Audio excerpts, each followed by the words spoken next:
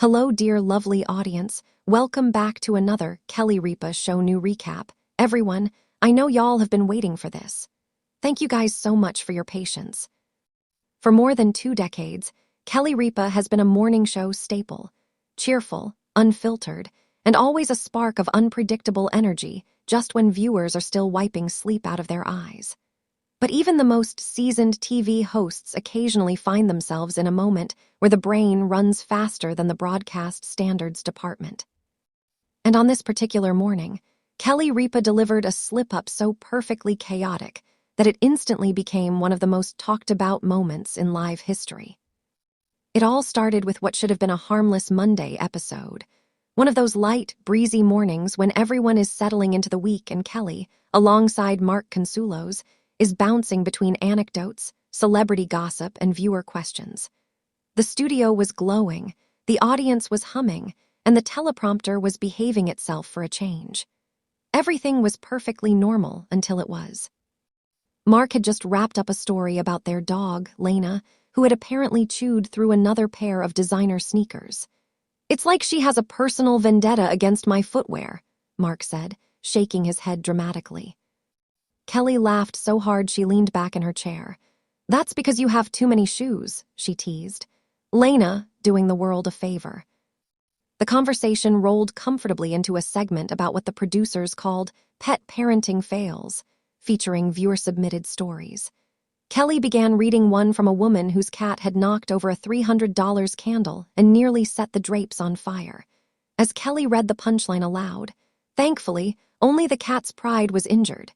She burst into laughter. That's when it happened. As she leaned onto the desk, still laughing, one of her cue cards slid out from under her hand, skittered across the floor, and disappeared under the camera track. Without thinking, Kelly blurted, "Oh, SH." The word was halfway out of her mouth before she realized she was live. She snapped upright, eyes wide, mouth clamped shut in a too-late attempt to rewind reality. Mark choked on his coffee.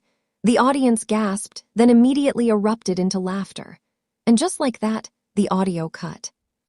The telltale beep of the broadcast censor rang out, covering whatever syllable she might have almost finished. On televisions across America, Live with Kelly and Mark momentarily transformed into a game of lip-reading as Kelly covered her mouth with both hands in absolute comedic horror. Mark stared at her, eyebrows raised to his hairline. "Did you just—" "I didn't mean to," Kelly squeaked. "I tried to stop it. It leapt out of my mouth like a caffeinated gremlin." The producers flashed to a wide shot, probably scrambling for a damage control strategy.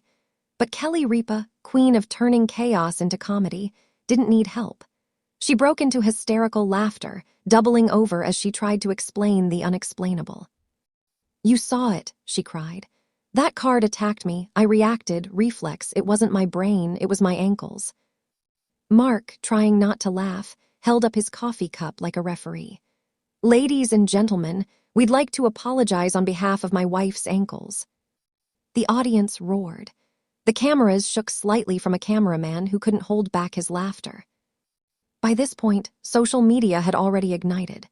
Clips, memes, and tiny pixelated videos shot across X, TikTok, and Instagram with captions like, "Kelly Ripa drops the morning F-bomb, almost," and "Live got real live today." 30 seconds. That's all it took for the internet to declare the moment iconic. Back in the studio, Kelly took a few deep breaths, fanning her face dramatically as if she'd just run a marathon through a swear jar. "Okay," she said, fixing her posture. "We are professionals. This is a professional program. This is a family show." Mark smirked. "A family show that now needs a PG-13 warning." Kelly glared at him in mock offense. "I didn't finish the word. The FCC cannot hold me responsible for almost words. I'm like the Diet Coke version of inappropriate." "Still bad for you," Mark quipped. Kelly slapped his arm.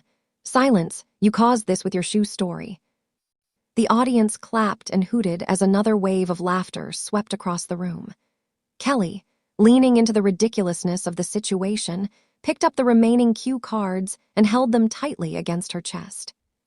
"These cards cannot be trusted," she announced. From now on, I want them Velcroed to the desk. Mark nodded sagely. Or taped to your hands. That would be a great look for TV, Mark. But the show must go on, and so it did, in glorious, unscripted Ripa fashion. Every so often, Kelly would look down at her cards suspiciously, as if waiting for another rogue slip-up to ambush her.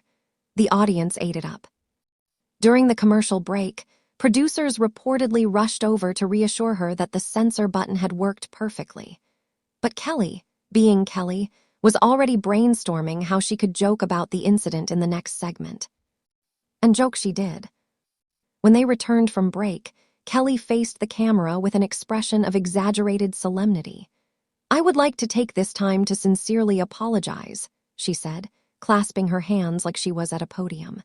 Not for the word I almost said, but for the absolute disgrace of losing a wrestling match with a piece of paper. Mark chimed in, thank you for your bravery. She bowed, I try. It didn't take long before entertainment outlets seized the moment. Headlines popped up everywhere. Kelly Ripa nearly loses fight with cue card, accidentally swears on live TV. Morning show mayhem. Kelly Ripa's on-air slip becomes instant meme.